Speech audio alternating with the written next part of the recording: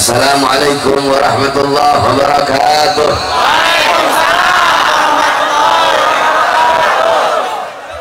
Bismillahirrahmanirrahim.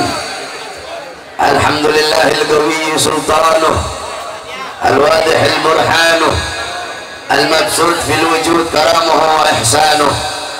Allahumma salli wa sallim wa barik wa karrim wa adhim ala miftahi bab rahmatillah adada ma fi ilmillah, salatan wa salaman daimaini bidawami mulkillah wa ala alihi wa sahbihi adada kulli dharratin alfa marrah, amma ba'd. Yang saya cintai, yang saya muliakan, para alim ulama, para habaib, para kiai, para asatid, para tokoh masyarakat, para aparat pemerintah, wabil khusus guru kita Abuya Kiai Haji Uci, yang saya cintai, yang saya muliakan, guru kita Al-Ustadz Afung, yang saya cintai, yang saya muliakan, guru kita Al-Habib Hasan Al-Kaf, beserta seluruh para habaib dan alim ulama yang lain, wabil khusus seluruh hadirin hadirat, bapak-bapak, ibu-ibu, khususnya para pemuda-pemudi sekalian, para santri-santri sekalian, umat baginda Nabi besar Muhammad yang selalu dimuliakan oleh Allah Subhanahu wa ta'ala. Alhamdulillah, segala puji dan syukur kehadirat Allah yang dimana pada malam hari yang mulia ini, di tempat yang penuh dengan barakah ini, Allah jadikan ini tempat sebagai tempat turunnya rahmat, tempat turunnya maghfirah, tempat turunnya hidayah, tempat turunnya inayah, tempat turunnya barakah. Allah ampuni dosa-dosa kita yang telah lalu, yang akan datang, yang tampak, yang tidak tampak, yang besar, yang kecil. Sebab duduknya kita di ini majelis mendapatkan keberkahan dan keutamaan daripada majelis Maulid Agung baginda Nabi besar Muhammad sallallahu alaihi wasallam. Saudara-saudara sekalian yang dimuliakan oleh Allah, pada malam hari yang mulia ini, kalian duduk di ini majelis, lidah kalian basah dengan bersalawat kepada baginda Nabi besar Muhammad sallallahu alaihi wasallam. Kalian duduk di ini majelis untuk memuliakan, mengagungkan, memuji baginda agung Nabi besar Muhammad. Qala Rasul sallallahu alaihi wasallam, man shalla alayya salatan sallallahu alaihi biha asyara. Barang siapa yang bersalawat kepada aku satu kali, maka Allah bersalawat kepadanya 10 kali. Salawat dari Allah adalah rahmat. Engkau punya salawat kepada Nabi, dibawa oleh malaikat di hadapan kuburnya Nabi Muhammad. Malaikat berkata, ya Rasulullah, fulan bin fulan bersalawat kepadamu ya Rasulullah. Ya Rasulullah, fulanah binti fulan bersalawat kepadamu ya Rasulullah. Kata Rasulullah, bawa salawat mereka menghadap Allah. Dibawa engkau punya salawat menghadap Allah. Malaikat berkata, ya Allah, fulan bin fulan, fulan bin fulan, fulanah binti fulan, mereka bersalawat kepada kekasihmu Muhammad. Apa kata Allah? Akan aku jadikan dari setiap satu huruf dari salawat yang mereka baca, satu huruf dari satu salawat yang mereka baca. Contoh, engkau bersalawat, ya Rabbi salli ala Muhammad, ya Rabbi salli alaihi wasallim. Ya Rabbi, ya satu huruf, alif satu huruf, ra satu huruf, ba satu huruf, ya satu huruf. Ya Rabbi 5 huruf. Dari setiap satu huruf, kata Allah, aku ciptakan 360 malaikat yang memiliki 360 kepala. Setiap kepala memiliki 360 wajah. Setiap wajah memiliki 360 mulut. Setiap mulut memiliki 360 lidah, yang dimana malaikat ini akan bersujud kepadaku sampai datangnya hari kiamat. Dia memohon ampun atas dosa-dosa orang yang bersalawat tersebut, dan malaikat ini tidak akan mengangkat kepalanya sebelum aku mengampuni dosa-dosa orang-orang yang bersalawat tersebut. Mudah-mudahan dengan duduknya kita di ini majelis, tidak kita pulang dari ini majelis kecuali Allah ampuni seluruh dosa-dosa kita. Amin amin ya rabbal alamin. Maka berbahagialah, beruntunglah bagi orang-orang yang ketika disebut nama Nabi Muhammad, mereka bersolawat kepada Rasulullah sallallahu alaihi wasallam. Dalam riwayat diceritakan, pernah satu waktu di zaman Nabi ada seekor kijang yang diburu oleh seorang pemburu. Ketika itu pemburu dapat ini kijang, dia bawa ini kijang, mau bawa pulang ke rumah. Tiba-tiba dia lewat di hadapan Nabi Muhammad. Dengan izin Allah, kijang tersebut berkata kepada Nabi, "Ya Rasulullah, tadi aku sedang mencari makan, anak-anakku di sarang sedang menungguku, aku ingin menyusui anak-anakku ya Rasulullah. Tiba-tiba pemburu ini dia menangkapku, ya Rasulullah, tolong bilang kepada dia agar dia melepaskan aku sesaat, aku ingin pulang ke kandang untuk memberi minum anak-anakku. Setelah itu aku akan kembali lagi kepadanya ya Rasulullah." Kata Rasulullah, "Wahai kijang, bagaimana kalau engkau tidak kembali?" Kijang tersebut menjawab, "Kalau aku tidak kembali, kalau aku ingkar kepada janjiku ya Rasulullah, maka aku ridha, aku rela dilaknat oleh Allah sebagaimana Allah melaknat orang-orang yang ketika disebutkan namamu mereka tidak mau bersalawat kepadamu ya Rasulullah." Maka ketika disebutkan nama Nabi Muhammad, bersalawatlah kita kepada beliau. Saudara-saudara, kalian duduk di ini majelis, bersalawat kepada Nabi, memuji Nabi, memuliakan Nabi, mengagungkan Nabi. Nabi tidak butuh salawat kita, Nabi tidak butuh pujian dari kita, Nabi tidak butuh penghormatan dari kita, tetapi kita yang butuh bersalawat kepada Nabi, kita yang butuh memuji Nabi, kita yang butuh memberikan penghormatan dan kemuliaan kepada Nabi Muhammad. Kalian duduk di sini memuliakan Nabi, mengagungkan Nabi, memuji Nabi, bersalawat kepada Nabi, itu tidak akan menambahkan kemuliaan Nabi. Kalian tidak bersalawat, tidak memuji, tidak memuliakan, tidak mengagungkan, itu juga tidak akan mengurangi kemuliaan Nabi Muhammad, karena kemuliaan Nabi tidak ada batas. Walaupun lautan jadi tinta, pohon-pohon jadi pena, digunakan untuk melukis kemuliaan Nabi, laut jadi tinta, pohon jadi pena, tidak akan sanggup melukis kemuliaan Nabi Muhammad. Saudara-saudara, seorang penyair berkata, "Ma madahtu Muhammadan bi qasidati, walakin mudiha qasidati bi Muhammadin." Aku tidak memuji Nabi dengan syairku, tetapi syairku yang menjadi terpuji karena telah memuji Nabi Muhammad. Aku tidak memuliakan Nabi dengan syairku, tetapi syairku yang menjadi mulia karena telah memuliakan Nabi Muhammad. Kita duduk di sini memuji Nabi, kita yang menjadi terpuji saudara-saudara. Kita duduk di sini memuliakan Nabi, kita yang menjadi mulia. Kita duduk di sini mengagungkan Nabi, kita yang menjadi agung. Kita duduk di ini majelis untuk memuliakan hari kelahiran Nabi Muhammad, hari kelahiran makhluk yang paling mulia, hari kelahiran makhluk yang paling sempurna, hari kelahiran makhluk yang paling agung, yaitu baginda Nabi besar Muhammad. Di dalam kitab Hawashi Syarwani ala Tuhfah Muhtaj, kitab Hawashi Syarwani adalah kitab milik Al-Imam Asy-Syarwani. Itu adalah hasyiah daripada kitab Tuhfatul Muhtaj Al-Imam Ibnu Hajar Al-Haytami. Kitab Tuhfatul Muhtaj Al-Imam Ibnu Hajar Al-Haytami itu adalah syarah daripada kitab Minhajut Talibin Al-Imam Nawawi. Di dalam kitab Hawashi Syarwani dijelaskan, dikatakan, "Wa anna afdhalal layal Lailatul Maulidis Syarif, thumma Lailatul Qadar, thumma Lailatul Jum'ah, thumma Lailatul Isra." Saudara-saudara, dikatakan bahwasanya malam yang paling mulia, malam yang paling agung, malam yang paling mulia dari malam-malam yang ada, malam yang paling mulia adalah malam kelahiran baginda Nabi besar Muhammad. Setelah malam kelahiran Nabi, baru malam Lailatul Qadar. Setelah malam Lailatul Qadar, baru malam Jumat. Setelah malam Jumat, baru malam Isra Mi'raj. Kenapa malam kelahiran Nabi menjadi malam yang paling mulia, menjadi malam yang paling agung, menjadi malam yang paling sempurna daripada malam-malam yang lain?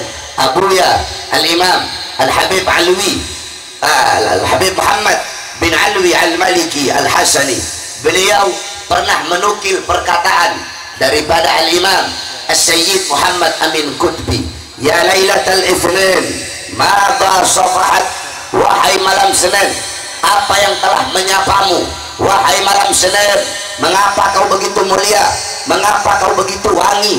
Mengapa kau begitu agung? Mengapa kau begitu luhur? Wahai malam Senin, engkau menjadi mulia, engkau menjadi agung, engkau menjadi wangi, engkau menjadi luhur karena pada mula lahir makhluk yang mulia, makhluk yang agung, makhluk yang wangi, makhluk yang suci, yaitu baginda Nabi besar Muhammad sallallahu alaihi wasallam. Saudara-saudara, Al-Imam Qastallani dalam kitab beliau menjelaskan bahwasanya malam Maulid, malam kelahiran Nabi, kenapa lebih mulia dari malam Lailatul Qadar?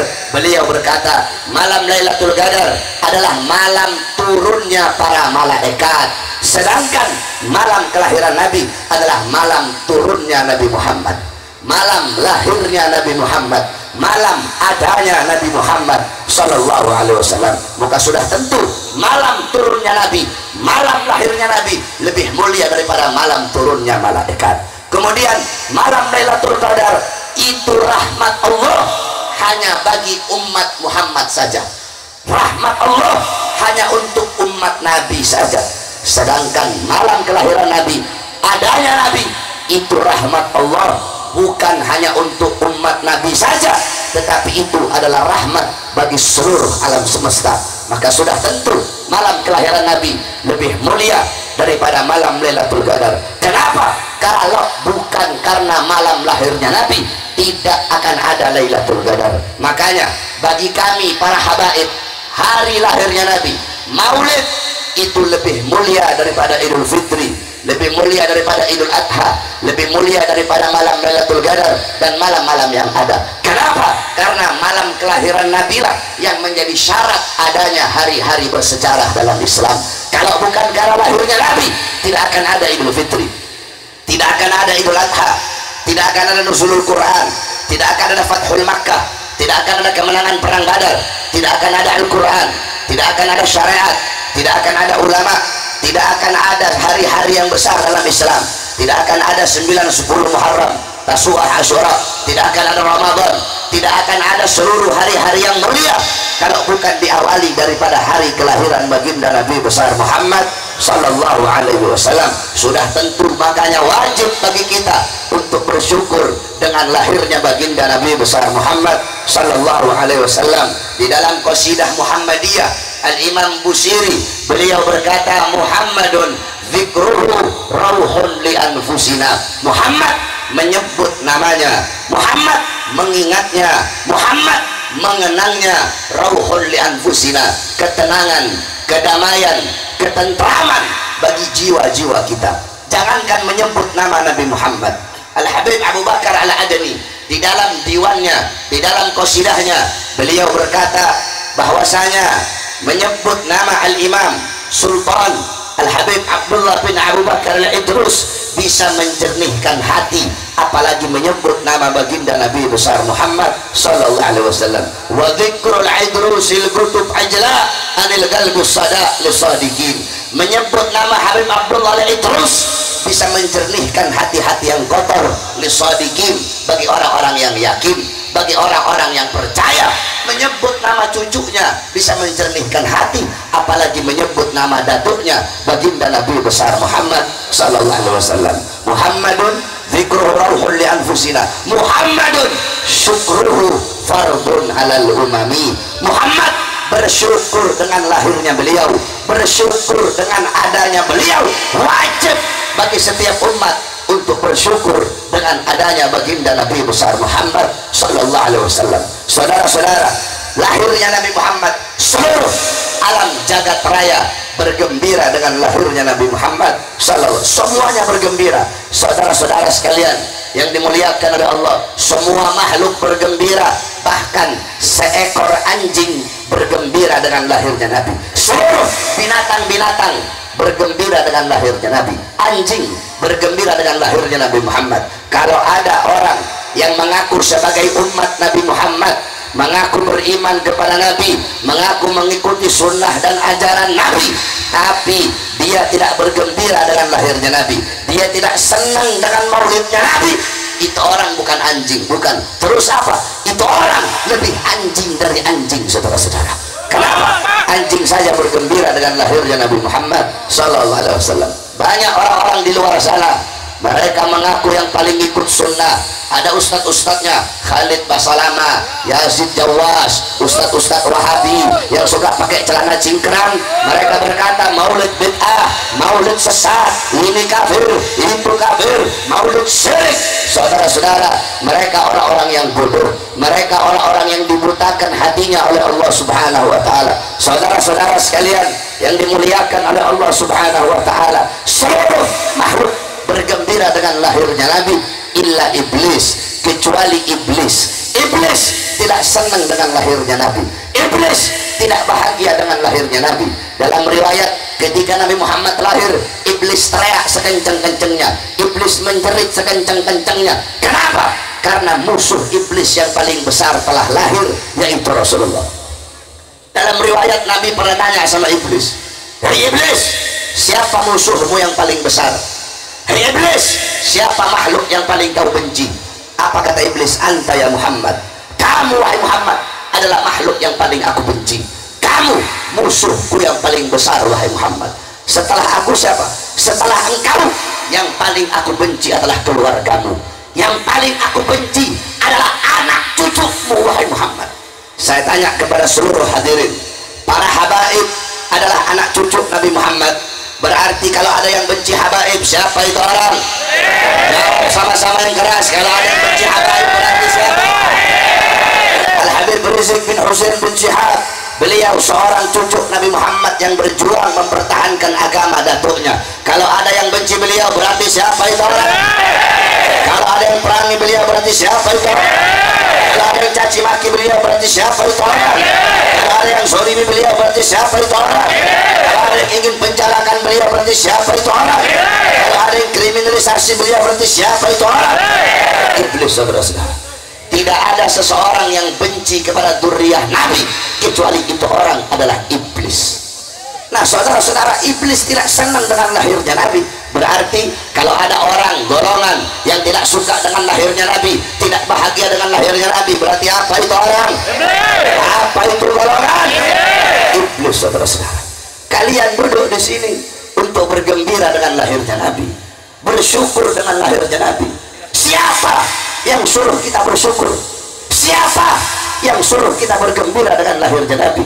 Yang suruh bukan ustaz, yang suruh bukan kiai, yang suruh bukan habaib, yang suruh bukan Bahar bin Smith, yang suruh bukan Abu Yauci, yang suruh bukan Habib Rizik, yang suruh bukan ulama, bukan nabi, bukan rasul, bukan malaikat. Siapa yang suruh kita bergembira dengan lahirnya Nabi?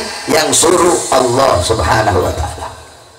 Di dalam Al-Quran Allah berfirman, "Qul bifadlillah wa birahmati fabidzalika falyafrahu."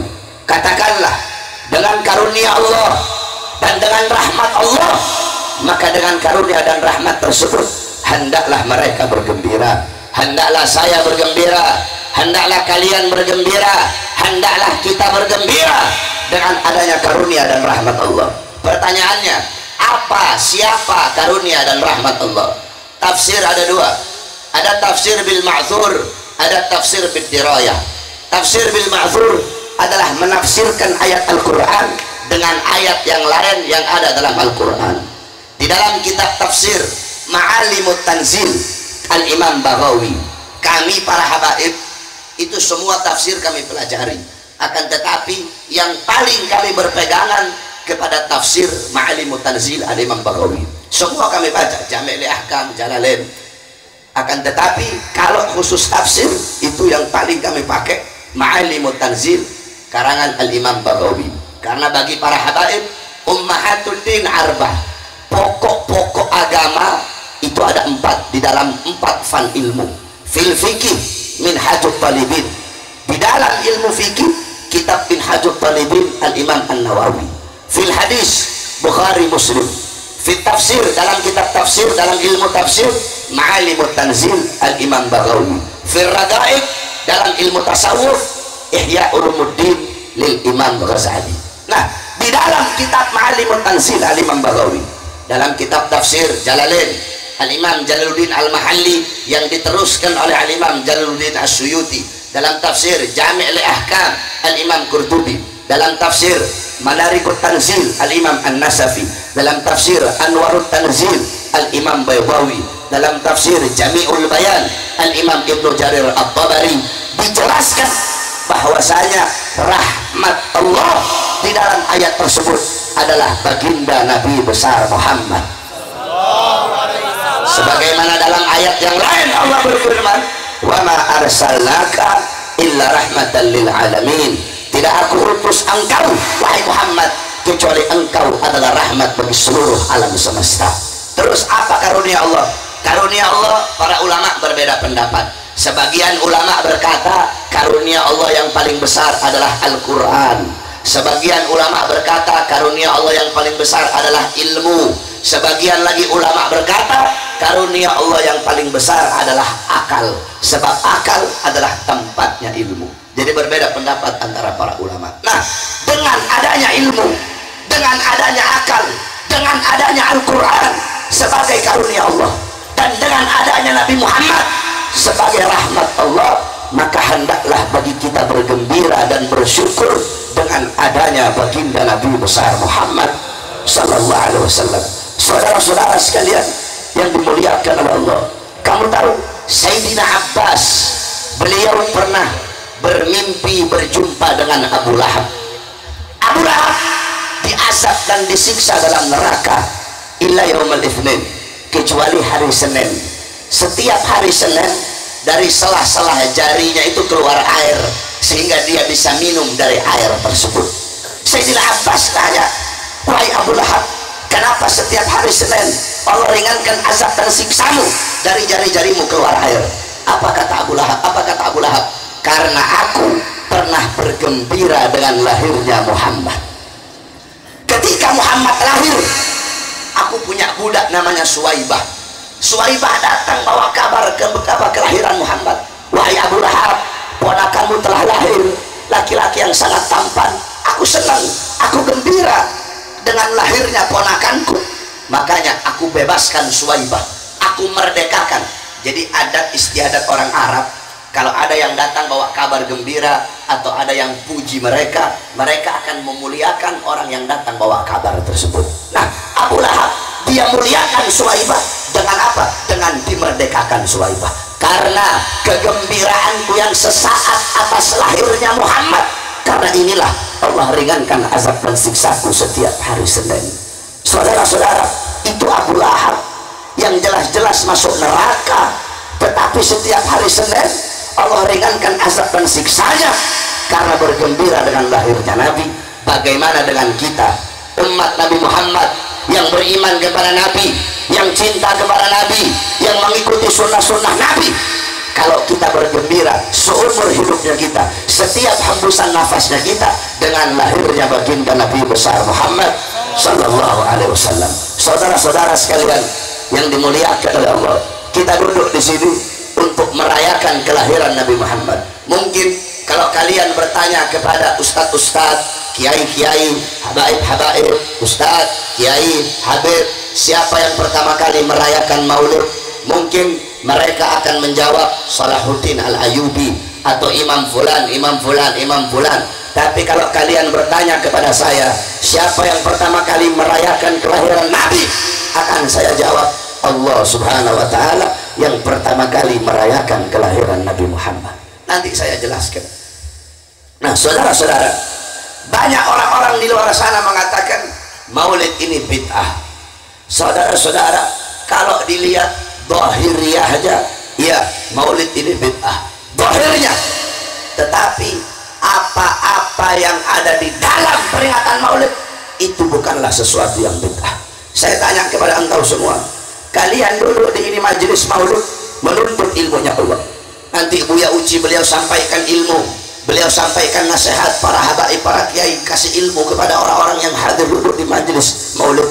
Kalian menuntut ilmunya Allah. Apakah menuntut ilmunya Allah sesuatu yang bid'ah? Tidak, saudara-saudara. Kalian duduk di majelis maulid mengenang Nabi Muhammad, mengingat Nabi Muhammad, dibacakan maulid, dibacakan sirah, dibacakan tarikhnya Nabi. Para muarrikhin, para ulama ahli tarikh, beliau membuat kitab sirahnya Nabi, kitab tarikh sejarahnya Nabi, Al-Imam Ibnu Jarir At-Tabari, Al-Imam Az-Zahabi, Syekh Yusuf bin Ismail An-Nabhani, Al-Imam Suyuti. Ada yang berupa kitab, ada yang berupa gawafi. Gawafi itu gafiyah, syair-syair yang indah yang disusun menjadi maulid. Syekh Abdurrahman Ad-Dibai dengan kitab maulid tibanya, Sayyid Ja'far Al-Barzanzi dengan kitab maulid Barzanzinya, Habib Ali bin Muhammad Al-Habsyi dengan maulid Simtud Durarnya, Habib Umar bin Hafid dengan maulid Diyaul Lami'nya. Itu adalah sirahnya Nabi. Kitab maulid itu tarikhnya Nabi. Kamu duduk di majelis maulid, dibacakan sejarah Nabi, engkau mengingat Nabi Muhammad. Nah, di dalam hadis riwayat Al-Imam Ad-Dailami dalam kitab musnadnya Al-Firdaus, qala Rasul zikrul anbiya minal ibadah. Mengingat para nabi, mengingat para rasul adalah ibadah. Nah, kalian duduk di sini mengingat Nabi Muhammad, ini adalah ibadah, saudara-saudara, bukan sesuatu yang bid'ah. Kalian duduk di sini menyambung tali silaturahmi, qala Rasul silul arham, sambunglah tali persaudaraan, kata Nabi. Kalian duduk di sini menyambung tali persaudaraan, menyambung tali silaturahmi. Apakah menyambung tali silaturahmi sesuatu yang bid'ah? Tidak. Jadi zahiriyahnya bid'ah hasanah, tetapi apa-apa yang ada di dalam itu bukanlah sesuatu yang bid'ah. Maksudnya, maksud-maksudnya, tujuan-tujuan daripada diadakan maulid itu bukanlah sesuatu yang bid'ah. Kalian duduk di sini bergembira dengan lahirnya Nabi. Makanya Abu Yamaliki bilang, apa kata Abu Yamaliki? Kalau ada orang yang bertanya, itu Ustaz Opung ngapain sih bikin-bikin maulid? Kalau ada orang yang bertanya seperti itu, seakan-akan dia bertanya, ngapain sih itu Ustaz bergembira dengan lahirnya Nabi Muhammad? Jadi kalau ada orang yang bertanya, ngapain sih ngerayain maulid? Ngapain sih bikin acara maulid? Seakan-akan dia bertanya, ngapain sih kamu gembira dengan lahirnya Nabi Muhammad?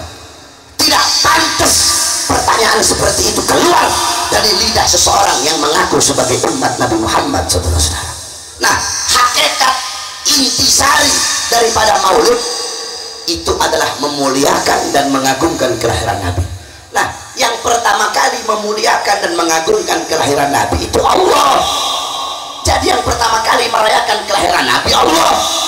Saudara-saudara, kalau cara kita merayakan kelahiran Nabi, duduk di sini, baca maulid, baca sirah Nabi, bersolawat, mendengarkan nasihat ulama, pulang bawa ilmu manfaat, itu caranya kita. Allah punya cara sendiri untuk merayakan, memuliakan, mengagungkan kelahiran Nabi Muhammad SAW.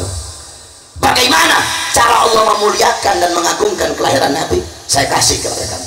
Pertama, kamu tahu waktu sahar sepertiga malam. Sepertiga malam itu menjadi saatul ijabah, menjadi waktu dikabulkan doa. Allah turun ke langit dunia, Allah menyeru, hal min taibin, hal min mustaghfirin. Adakah yang mau bertobat? Aku terima tobatnya. Ada yang minta ampun? Aku ampuni dosanya. Setiap waktu sahar sepertiga malam, kecuali hari Jumat, kecuali malam Jumat. Kalau malam Jumat dari ba'da maghrib sampai sepertiga malam itu saatul ijabah. Di hari-hari yang lain saatul ijabah adalah sepertiga malam. Nah, para ulama berkata, kenapa sepertiga malam itu menjadi waktu dikabulkan doa? Para ulama menjawab, karena Nabi Muhammad dilahirkan di sepertiga malam, sehingga Allah muliakan saat-saat kelahiran Nabi menjadi saat-saat dikabulkan doa oleh Allah.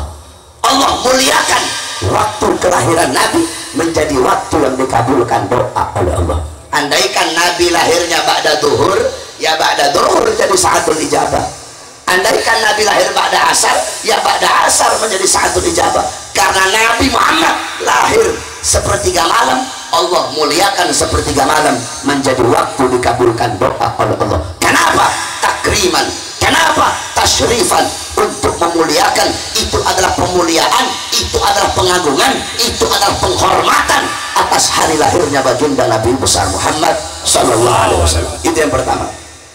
Yang kedua, wulida sallallahu alaihi wasallam yaumul itsnin. Wulida sallallahu alaihi wasallam yaumul itsnin 12 min syahr Rabiul Awal. Nabi Muhammad lahir pada hari Senin tanggal 12 bulan Rabiul Awal amul fil, tahun gajah. Wa summiya ama wiladati amal fil, dan dinamakan tahun kelahiran Nabi itu tahun gajah. Li'anna malikal Habasya, karena Raja Habasya itu mengutus siapa? Jaisan, tentara. Wa kana fi filun adim, tentara yang ada pada mereka itu membawa gajah-gajah yang besar. Untuk apa? Lihat mil Ka'bah, untuk menghancurkan Ka'bah. Fa'ahlakallahul jaish, kemudian Allah hancurkan tentara gajah tersebut. Allah utus burung ababil, satu ekor burung bawa 3 buah batu, satu batu di mulut, satu batu di kaki kanan, satu batu di kaki kiri. Itu burung lemparkan itu batu, jatuh di atas kepala tentara gajah, tembus sampai kaki. Allah hancurkan tentara gajah di hari lahirnya Nabi. Kenapa?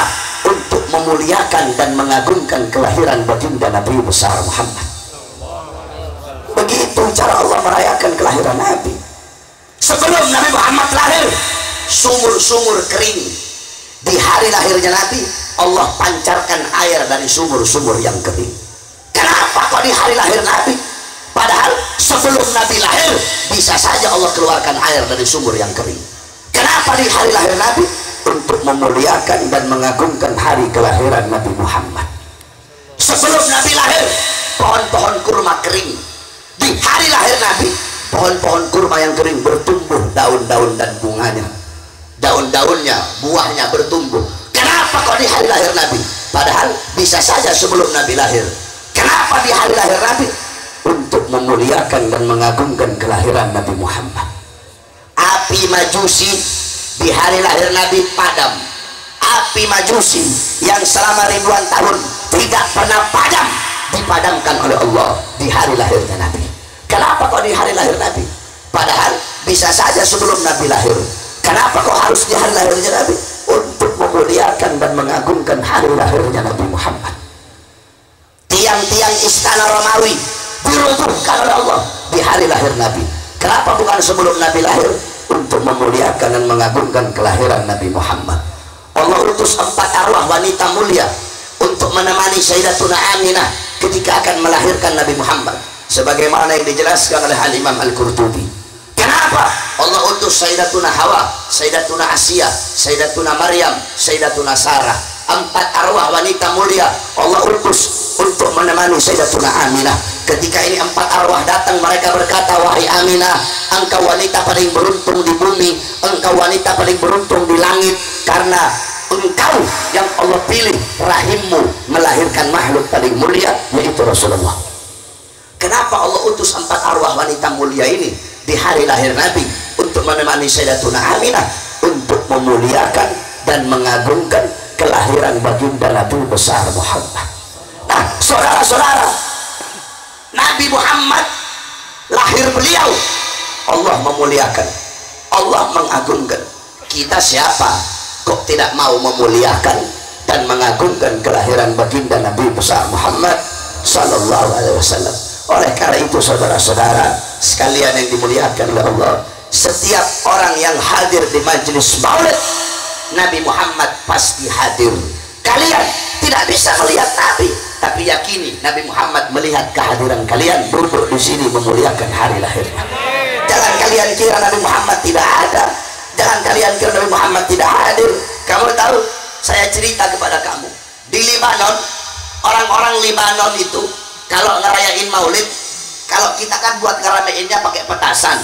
Orang Libanon nggak pakai petasan, pakai apa? Pakai senjata. Mereka tembakkan senjata ke atas. Nah, satu waktu ketika mereka sedang merayakan maulid, mereka nembak senjata ke atas, ada satu peluru nyasar. Itu di atas kan ada sebagian orang Kristen juga. Nah, ini peluru nyasar di kepalanya satu anak Kristen. Nyasar pelurunya.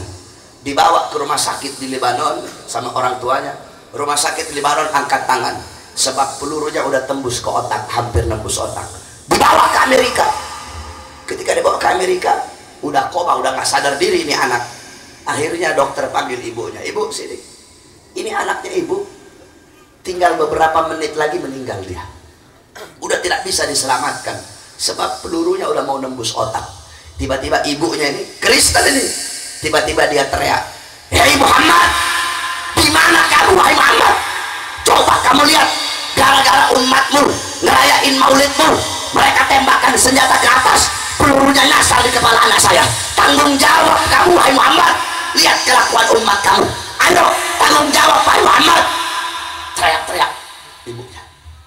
Tiba-tiba ibunya masuk ke ruangan, pengen lihat anaknya untuk terakhir kali. Tiba-tiba saudara-saudara, anaknya ini bangun, langsung bangun. Anaknya bilang, ibu, tutup itu pintu ibu, jangan biarkan itu orang keluar ibu. Siapa? Itu tadi Muhammad datang ke sini ibu, dia usap saya punya kepala ibu. Akhirnya ibunya masuk Islam. Dokter yang lihat, semua orang yang melihat kejadian tersebut masuk Islam. Nabi Muhammad tidak akan pernah meninggalkan kalian, orang-orang yang suka memuliakan dan mengagungkan hari kelahiran Nabi Muhammad Sallallahu Alaihi Wasallam. Oleh karena itu, nanti kamu pulang dari ini majelis, bawa ilmunya Nabi, bawa amalnya Nabi, bawa adabnya Nabi, bawa akhlaknya Nabi, bawa waraknya Nabi, khaufnya Nabi, khasyahnya Nabi, zuhudnya Nabi, ibadahnya Nabi, qanaahnya Nabi. Jadikan Nabi Muhammad sebagai teladanmu, sebagai pedomanmu, sebagai uswahmu, sebagai qudwahmu. Jangan engkau jauh dari Nabi Muhammad Sallallahu Alaihi Wasallam, sebab kecintaan Nabi kepada kalian luar biasa. Hei umat Nabi, kecintaan Nabi kepada kalian luar biasa. Laqad ja'akum rasulun min anfusikum azizun alaihi ma'anittum harisun alaikum bil mu'minina raufur rahim. Telah datang kepada kalian seorang manusia, seorang utusan Allah min anfusikum. Dia dari golongan kalian, dia dari golongan manusia. Dia sangat bersedih atas penderitaan kalian, atas sesuatu yang menimpa kalian. Sebelum kalian bersedih, Nabi Muhammad lebih dahulu bersedih. Sebelum kalian menderita, Nabi Muhammad lebih dahulu menderita. Sebelum kalian menangis, Nabi Muhammad lebih dahulu menangis. Harisun alaikum, dia menjaga kalian, menjaga akidah kalian, menjaga sholat kalian, agar kalian tidak menyimpang dari jalan Allah. Bil mu'minin raufur rahim, kepada orang-orang yang beriman Nabi sangat cinta, Nabi sangat sayang. Nabi mencintai kalian sebelum kalian mencintainya. Nabi menyayangi kalian sebelum kalian menyayanginya. Nabi mengingat kalian sebelum kalian mengingatnya. Tidakkah kau tahu bagaimana kasih sayang Nabi kepadamu? Nabi Muhammad seorang manusia yang gigi-gigi gerahamnya rontok demi kalian sebagai umat. Beliau seorang manusia, pipinya tertusuk tulang tembus sampai ke sebelah demi kalian sebagai umat. Beliau berdakwah pagi, siang, sore, malam, kehujanan, kepanasan, berdarah. Demi siapa? Demi kalian sebagai umat. Beliau seorang manusia, wajah sucinya pernah dilempar dengan kotoran onta. Beliau diludahi, dicaci maki. Demi siapa? Demi kalian sebagai umat. Beliau seorang manusia pernah 3 hari 3 malam tidak makan, 3 hari 3 malam mengganjal perutnya dengan batu. Beliau kelaparan, bukan untuk anak cucunya, bukan untuk sahabatnya, bukan untuk ahlul baitnya. Beliau kelaparan demi siapa? Demi kalian sebagai umat. Beliau seorang manusia yang ketika pergi ke kota Taif, kita ustadz kiai habaib sekarang dakwah di satu tempat, disambut dengan dufuf, disambut dengan hadrah, disambut dengan tola al-badruh. Nabi Muhammad beliau berdakwah ke kota Taif, disambut dengan lemparan-lemparan batu, sehingga batu itu menembus dahi beliau. Ketika darah itu jatuh, beliau tampung itu darah, jangan sampai darahnya jatuh di atas bumi. Sahabat bertanya, ya Rasulullah, kenapa kau tampung, kau punya darah? Apa kata Nabi? Kalau ini darah jatuh di muka buminya Allah, penduduk Taif akan digulung oleh buminya Allah subhanahu wa ta'ala. Kasih sayang Nabi Muhammad kepada kalian begitu besar. Pernah satu waktu Sayyidatuna Aisyah radhiyallahu anha, beliau melakukan satu pekerjaan yang disenangi oleh Nabi, sehingga Nabi mengangkat tangan dan berdoa, Allahumma ighfir li Aisyah ma qaddamat wa ma akharat ma adharat wa ma abtadat. Ya Allah, ampuni dosa Aisyah yang telah lalu, yang akan datang, yang tampak, yang tidak tampak. Siti Aisyah senang dengan doa Nabi, sampai-sampai dalam riwayat dijelaskan beliau loncat-loncat saking senangnya didoakan oleh Nabi. Kata Nabi, wahai Aisyah, kamu senang dengan doa itu? Kata Siti Aisyah, siapa yang tidak senang didoakan manusia mulia seperti ya Rasulullah? Apa kata Rasul? Kalau engkau senang dengan doa seperti itu, ketahuilah doa seperti itulah yang setiap saat, setiap waktu, pagi, siang, sore dan malam aku mohon kepada Allah untuk umatku. seorang manusia yang dimana pada saat detik-detik terakhir nafasnya, qala Ali bin Abi Thalib, inna Rasulullah sallallahu alaihi wasallam fi akhir nafsi harakat safataihi marratain fa'alqaitu sam'i fasami'tuhu yaqul ummati ummati faqubida Rasulullah sallallahu alaihi wasallam. Kata Sayyidina Ali, sesungguhnya Rasulullah pada saat detik-detik terakhir nafasnya, aku melihat bibir beliau bergerak dengan 2 kali gerakan. Aku dekatkan telingaku, aku mendengar beliau berkata, ummati umatku, ummati umatku. Saudara-saudara, ketika itu Allah berkata kepada Israel, wahai Israel, sampaikan kepada Muhammad, aku beri dia 2 pilihan, apakah dia memilihku atau memilih dunia. Kalau dia memilihku, sampaikan kepadanya, hari ini akan datang kematiannya. Kalau dia memilih dunia, akan aku panjangkan umurnya. Turun Israel, mengucapkan salam, assalamualaikum ya Rasulullah. Pintu rumah dibuka oleh Sayyidatuna Fatimah. Siapa engkau? Aku yang memisahkan anak dengan orang tua, aku yang memisahkan orang tua dengan anak, aku yang menjadikan anak-anak menjadi yatim, aku yang menjadikan istri-istri menjadi janda, aku yang meramaikan kuburan, aku pemisah antara kehidupan dan kematian. Aku adalah maut. Aku datang ke sini atas perintah Tuhanku untuk mencabut nyawa kekasihnya, yaitu Rasulullah. Siti Fatimah pergi menangis di pangkuan ayahnya. Kata Rasulullah, jangan kau bersedih wahai Fatimah, engkau adalah manusia yang pertama kali akan menyusulku, dan engkau manusia yang pertama kali kelak akan menemuiku di surganya Allah subhanahu wa ta'ala. Masuk Israel, saudara-saudara. Israel berkata, ya Rasulullah, aku datang kemari atas perintah Allah, memberikan kepada engkau 2 pilihan. Apa kata Jibril? Aku datang bersama Israel membawakan 2 pilihan, apakah engkau memilih Allah atau memilih dunia? Kata Nabi Muhammad, tentu aku memilih Allah. Dunia bukanlah kehidupan yang sebenarnya bagiku. Wahai Israel, cabutlah nyawaku. Ketika akan dicabut, Nabi Muhammad berkata, tunggu dulu, aku belum puas meninggalkan umatku karena belum diberi jaminan oleh Allah subhanahu wa ta'ala. Pergi lagi Jibril menghadap Allah. Fa'auhallahu ta'ala ala Jibril, ya Jibril basyirhu, innahu awwalu nasin kharijun min al-ardi idha bu'isu, innahu awwalu nasin kharijun min al-ardi idha bu'isu, wa sayyiduhum idha jami'u, fabasyirhu innal jannah muharramatun ala al-umam qabla an tadkhuluha ummatuh. Wahai Jibril, sampaikan kepada Muhammad, dia manusia yang pertama kali akan aku bangkitkan dari dalam kubur.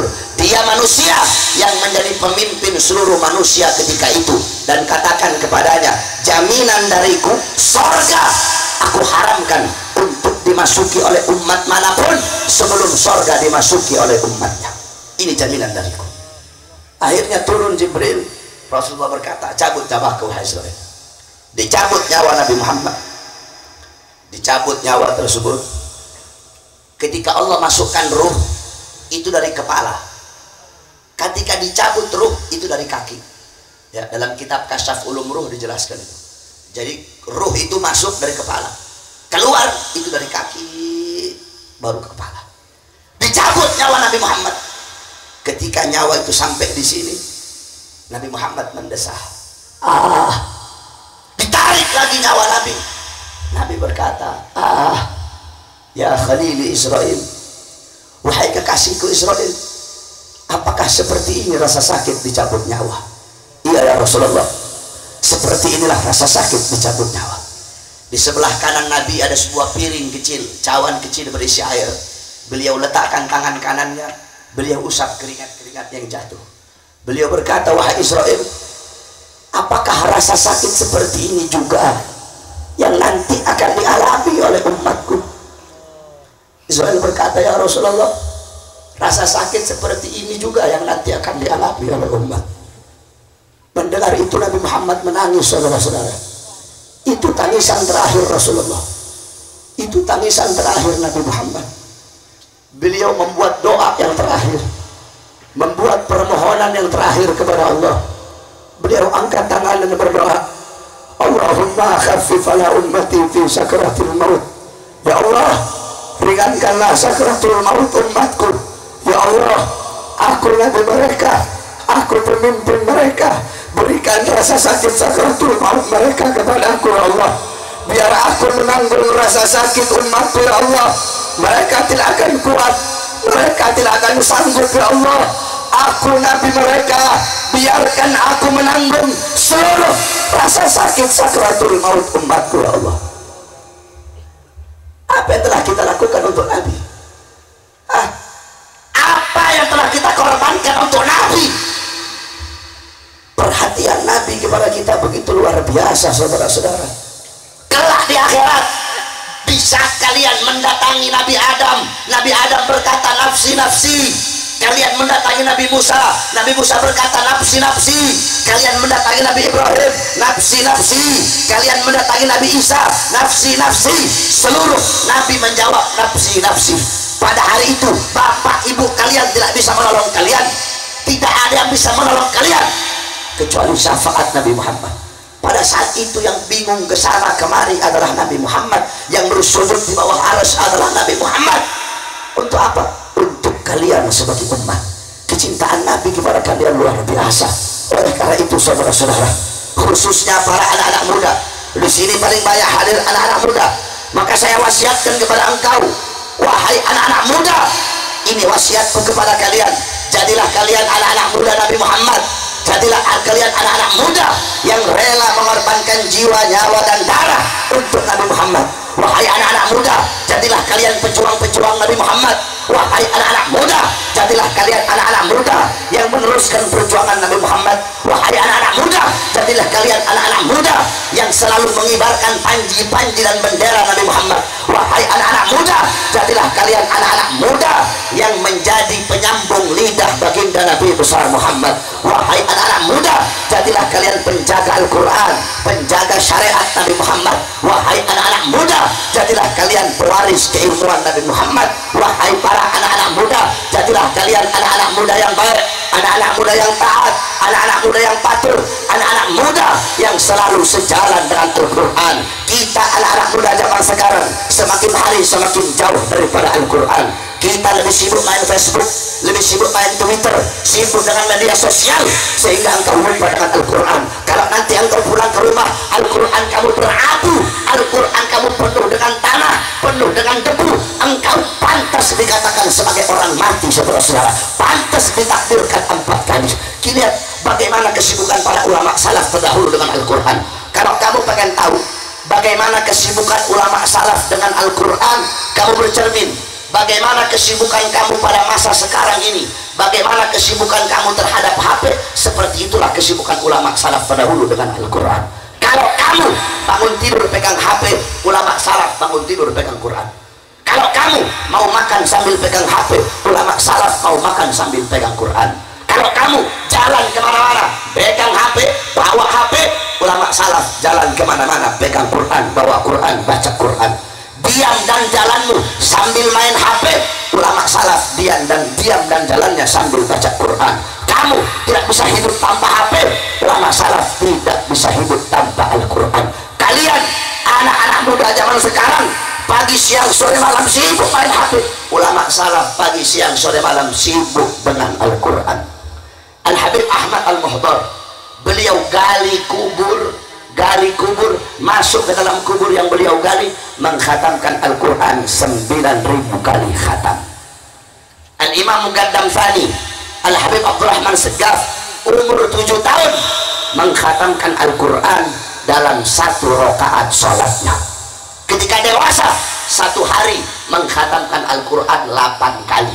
Ba'da subuh 2 kali khatam, ba'da duhur 2 kali khatam, ba'da asar 2 kali khatam, ba'da isya 2 kali khatam. Seperti itu keadaan para salafun saleh. Maka wahai anak-anak muda, jadikan mereka sebagai teladan kamu. Kamu harus jadi anak-anak muda yang baik, harus jadi anak-anak muda yang taat. Kenapa? Syubbanul yawm rijalul ghad. Pemuda-pemuda masa kini adalah pemimpin-pemimpin masa depan.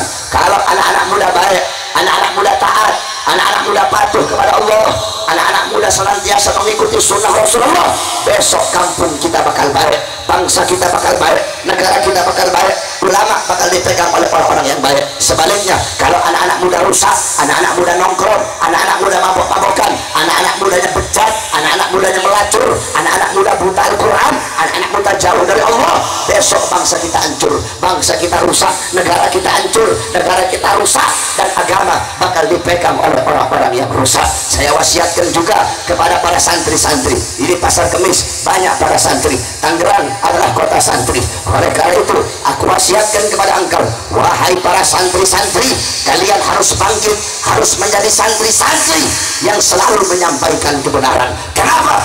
Afdalul jihad, paling utamanya jihad, paling baiknya jihad, paling bagusnya jihad kalimatu hakim, wa fi riwayah kalimatu adlin inda sultanin jahil. Jihad yang paling utama, jihad yang paling baik adalah menyampaikan kebenaran. Dalam riwayat yang lain menyampaikan keadilan, menyampaikan perkataan yang benar, menyampaikan perkataan yang adil kepada pemimpin-pemimpin yang zalim, kepada pejabat-pejabat yang zalim. Wahai para santri-santri sekalian yang dimuliakan Allah, tahun 91 di daerah Jawa Timur ada seorang kiai, masya Allah, namanya Kiai Haji Misbah Mustafa. Beliau ketika itu pengurus NU, tapi beliau keluar dari kepengurusan NU karena tahun 91 ketika itu NU bikin BPRNU, Bank Perkreditan Rakyat, BPRNU, Bank Perkreditan Rakyat. Banyak kiai-kiai sepuh NU yang tidak setuju. Itu dipelopori oleh Gus Dur. Salah satunya Kiai Haji Misbah. Beliau tidak setuju. Kenapa? Walaupun dia dari maslahat ummah, ini kan untuk maslahat umat, niat yang baik tidak bisa berubah riba menjadi sesuatu yang dihalalkan oleh Allah. Akhirnya beliau keluar. Nah, saya masih teringat pesan-pesan beliau. Apa kata beliau tahun 91 ketika itu? Beliau bilang, zaman sekarang mau cari santri yang jago baca kitab Bulbul banyak, mau cari santri yang jago baca kitab Kuning banyak, mau cari santri yang hafal Alfiyah banyak, mau cari santri yang hafal Fathul Muin banyak. Yang susah adalah santri yang nekat, yang susah adalah santri yang berani untuk menyampaikan yang benar itu benar, menyampaikan yang salah itu salah. Wahai para santri, cukup sudah kita selama ini tertidur, kita selama ini tidak pernah peduli dengan urusan-urusan mereka, sehingga para pejabat-pejabat, banyak dari mereka orang-orang zalim menjadi para pejabat. Kenapa? Karena kita para santri tidak pernah peduli dengan urusan-urusan mereka. Coba kita lihat bagaimana perjuangan para santri-santri terdahulu. Santri-santri terdahulu malam mereka hafalin Alfiyah, malam ngafalin Imriti, malam megang pulpen, malam menangis berzikir takut kepada Allah. Siang mereka pegang pedang bersimbah darah berkorban untuk bangsa dan negara Indonesia. Oleh karena itu kita santri-santri Indonesia, kita pemuda-pemuda Islam harus bangkit untuk bangsa dan negara. Wahai para santri, bangkitlah engkau untuk agama, bangkitlah engkau untuk Rasulullah, bangkitlah engkau untuk menolong agama Allah. Wahai para santri, agama butuh kepada kalian. Wahai para santri, jadikan lidah kalian sebagai saiful maslul, sebagai pedang terhunus yang siap untuk membelah kepala-kepala ribelar, yang siap untuk membelah kepala-kepala sekular, yang siap untuk membelah otak-otak PKI, otak-otak pejabat-pejabat yang zalim. Wahai para santri, jangan pernah engkau takut untuk menyampaikan kebenaran. Sampaikan kebenaran, karena kebenaran adalah milik Allah Subhanahu wa Ta'ala. Allah tidak akan membiarkan engkau kalah, walaupun kau tidak punya uang, walaupun kau tidak punya harta, walaupun kau tidak punya pangkat.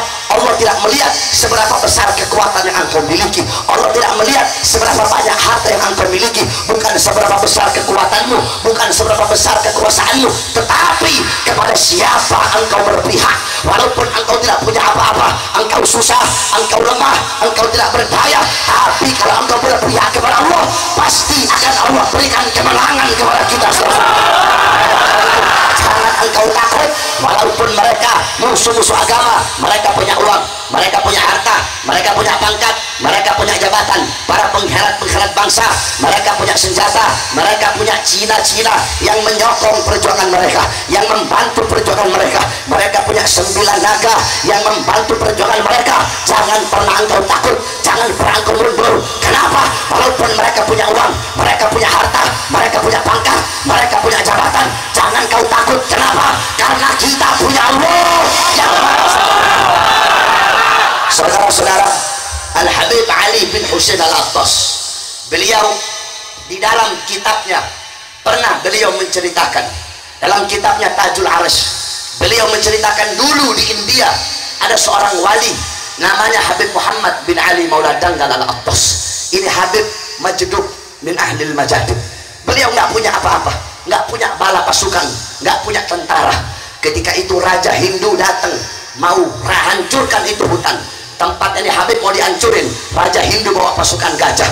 Kamu tahu Habib suruh apa? Habib cuma suruh nyamuk-nyamuk yang ada di hutan untuk melawan pasukan gajah Raja Hindu tersebut. Nggak masuk akal, saudara-saudara. Masa nyamuk bisa ngalahin pasukan gajah? Tetapi di sini bukan seberapa besar kekuatan yang kau miliki, tapi kepada siapa kau berpihak, pasti akan Allah berikan kemenangan. Oleh karena itu, wahai para santri, sampaikan kebenaran. Jangan pernah kau takut. Sampaikan kebenaran walaupun lidah kamu harus dipotong. Sampaikan kebenaran walaupun kau harus dipenjara. Sampaikan kebenaran walaupun engkau harus mati karenanya. Sampaikan kebenaran walaupun engkau dituduh teroris. Sampaikan kebenaran walaupun engkau dituduh radikal. Sampaikan kebenaran walaupun engkau dituduh intoleran. Apapun julukan, cap apapun, sebutan apapun yang disematkan kepada kalian, jangan pernah kalian takut, jangan pernah kalian mundur, wahai para santri-santri. Ahlan wa sahlan kepada guru kita Abu Ya Uji.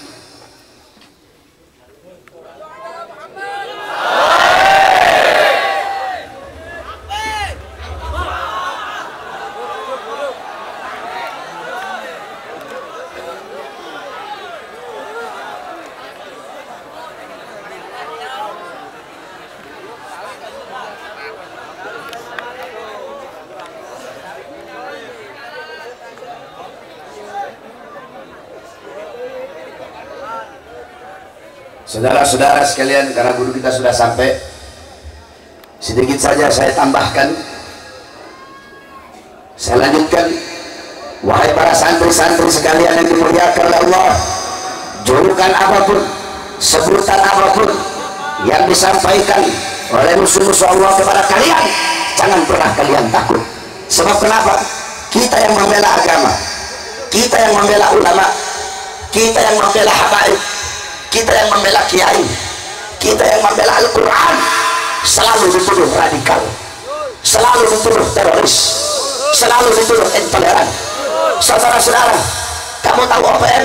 OPM di Papua gerakan bersenjata, OPM teroris Kristen, OPM mau bikin negara sendiri, punya bendera, punya senjata, bendera merah putih milik kita dibakar oleh mereka, tetapi tidak disebut teroris. Saudara-saudara, 1003 kemarin 1300 warga sipil ditahan, disandra oleh mereka, tapi tidak disebut teroris.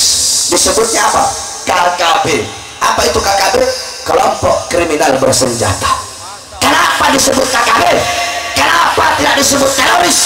Satu jawabannya, karena mereka bukan muslim. Saudara-saudara, andaikan mereka pakai songkok, pakai peci, andaikan mereka itu bawa bendera la ilaha illallah Muhammad Rasulullah, andaikan mereka itu mengucapkan Allahu Akbar, pasti langsung dituduh teroris. Mereka tidak disebut teroris. Kenapa? Satu jawabannya, karena mereka adalah Kristen, karena mereka bukan muslim. Saudara-saudara, di Minahasa begitu juga. Di Minahasa ada beberapa kelompok-kelompok yang mau bikin negara sendiri, mereka tidak disebut teroris. Kenapa? Satu jawabannya, karena mereka bukan muslim.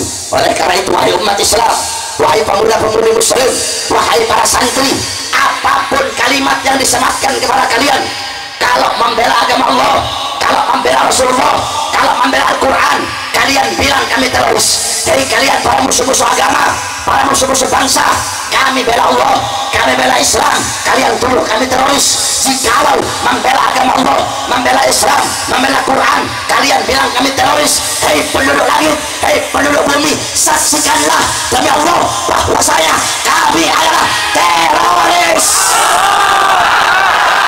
Jikalau membela agama Allah, membela Al-Quran, membela ulama, kalian bilang kami radikal, saksikanlah hei penduduk langit,